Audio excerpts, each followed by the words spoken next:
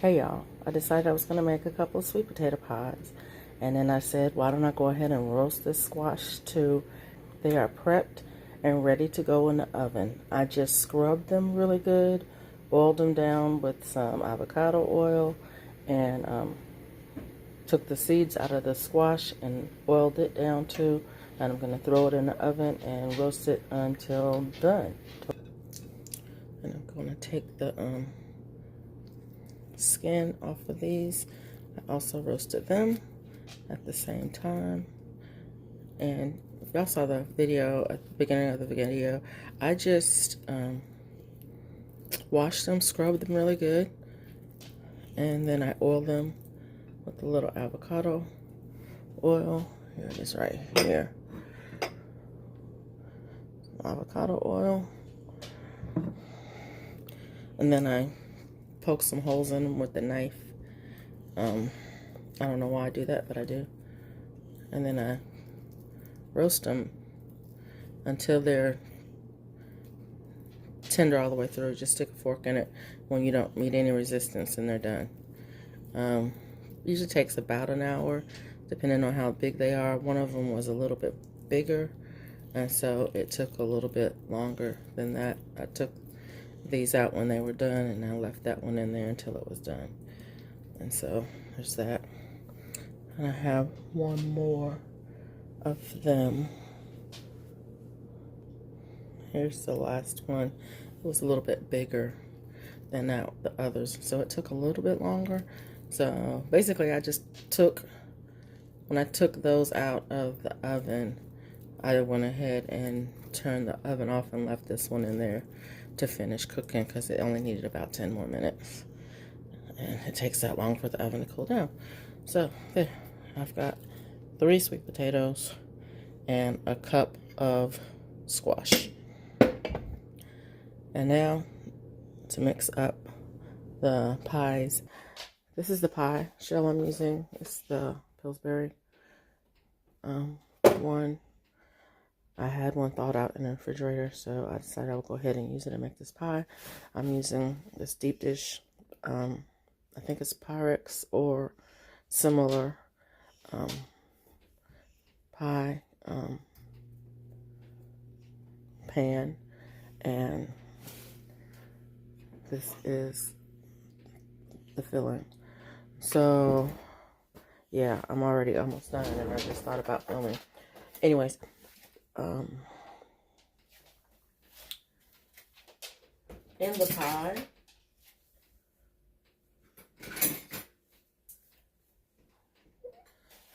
there's sweet potatoes. I don't know how many. I just try to make enough for the pie. Sugar. I sweeten to taste. Butter. Somewhere between a half a stick and a whole stick.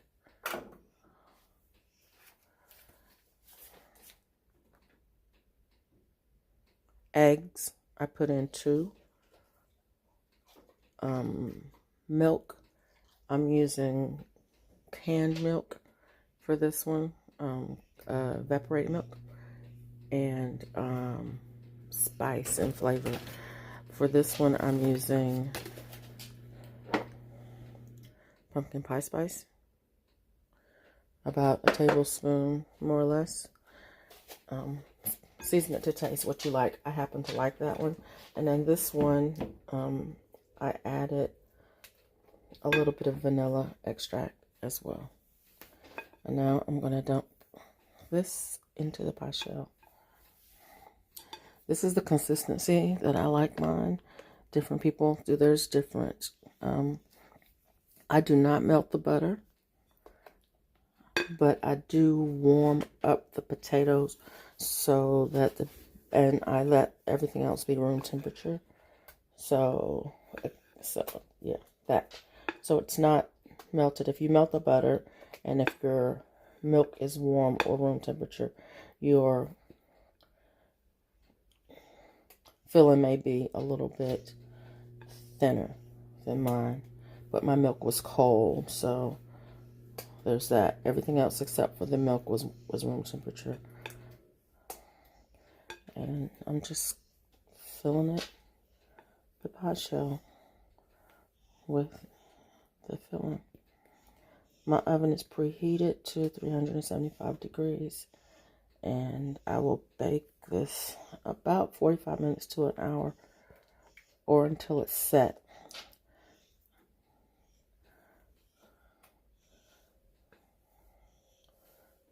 Let's see, and I'm not sure. I usually don't use this deep dish pan for sweet potato pies because I like my sweet potato pies a little bit thinner than that. It's the only pie pan I have in the house right now. So this is what I'm using. And I'm not going to be mad at it if it doesn't fill up to the top because, like I said, I don't like my sweet potato pies to be that thick. I like them a little bit thinner than that. This is the pie pan I usually use for apple or blueberry or fruit pies that I like super thick. And when I make fruit pies, I overfill it. I mound it high because they do cook down quite a bit.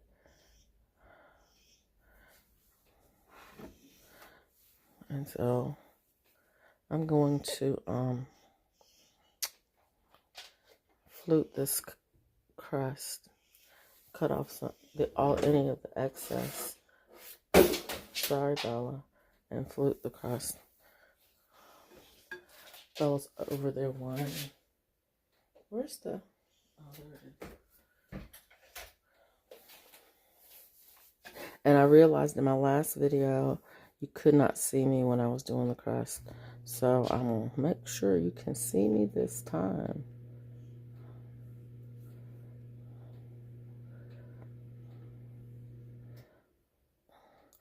This used to make me so mad when I was a kid. My mom would get like every stitch of batter out of the pan. And I'm like, can you leave me just a little bit? And it's funny because I do the same thing. I want it all in the pie. I want it all in the pie.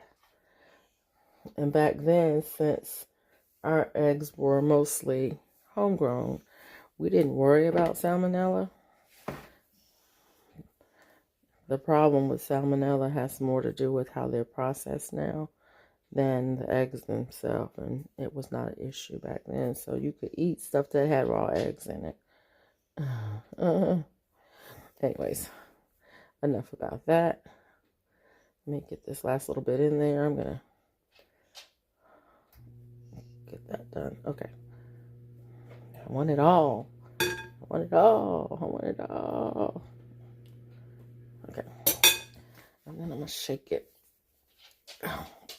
so it settles in. Levels out, settles in. I have been known to put designs in it, but not today. Not in a design mood today. And then I'm going to kind of trim the crust so it's a little bit more even, but not a lot.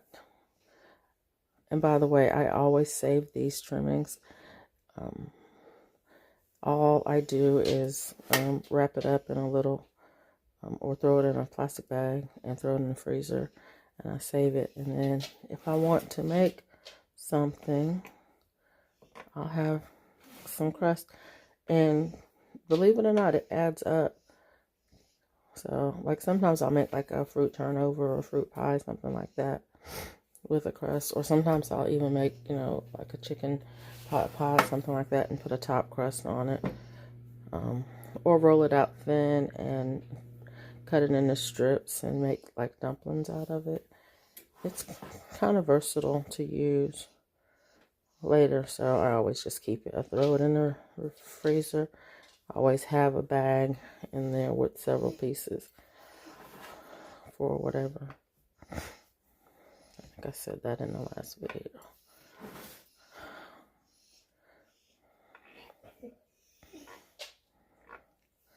Every time I come in here, I say, I'm going to use the microphone this time. I have a really nice microphone that will block out that background sound of my dog whining because she's not allowed in the kitchen with me. And then I forget to use it, and then I'm complaining because she's in the background whining. Anyways, I don't know if y'all can see this. Let me try. Let me move to the other side. Maybe you can see it. This is how I do it. I don't know if y'all see that before. This is how my mom taught me to do it. So this is how I do it.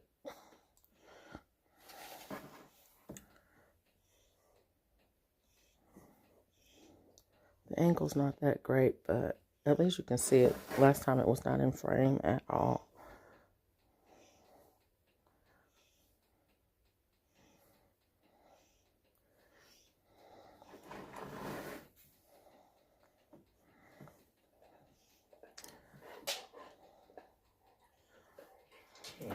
So this crust is a little bit thin in places, and if you have that problem and you want it to be a little bit thicker, you can leave the edge that I cut off and fold that under to make that a little bit thicker.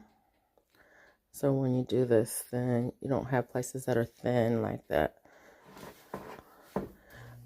I'm not too worried about that though. I'm just gonna keep going until we have it done. And actually we're almost there. Usually it lines up pretty well. And I touched it, so now I have a fingerprint in it. Yay me. Anyways, there we go. There's the pie. The edges are done. And it's going in the oven. So let me open the oven. I'm going to cook this one on the top rack. My oven heats pretty evenly, so I can cook on any of the racks. Oh. And I'm also going to cook it on a pan.